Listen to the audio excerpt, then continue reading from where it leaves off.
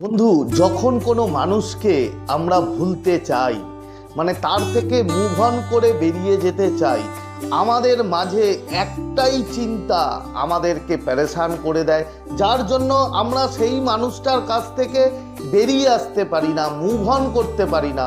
সেটা কি কারণ? সেটা হচ্ছে আমাদের মনে হয় সব সময় যে আমার জীবনে সেই মানুষটাই একদম পারফেক্ট, একদম বেস্ট মানুষ। আমি হয়তো তাকে যদি ছেড়ে চলে আসি তাহলে সেই রকম মানুষ আমি আর পাবো না।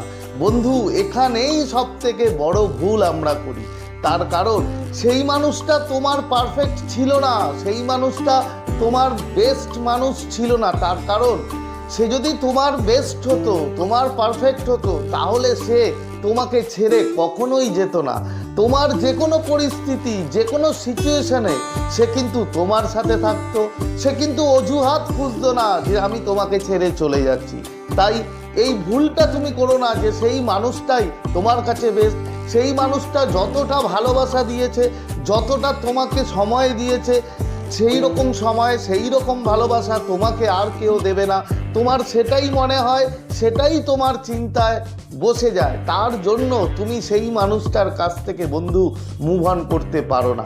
কিন্তু তুমি এমন একটা মানুষ ডিজার্ভ করো যে মানুষটা তোমার কাছে আসবেই থাকার জন্য, যাওয়ার জন্য নয়। বন্ধু, যে মানুষটা তোমার অজুহাত খুঁজবে না, তোমার ভালোবাসা খুঁজবে, তোমার ইমোশন খুঁজবে, সেই মানুষটাও তোমার লাইফে আসবে এবং সেই মানুষটাই হবে তোমার লাইফের বেস্ট মানুষ এবং তোমার লাইফের বেস্ট পারফেক্ট মানুষ।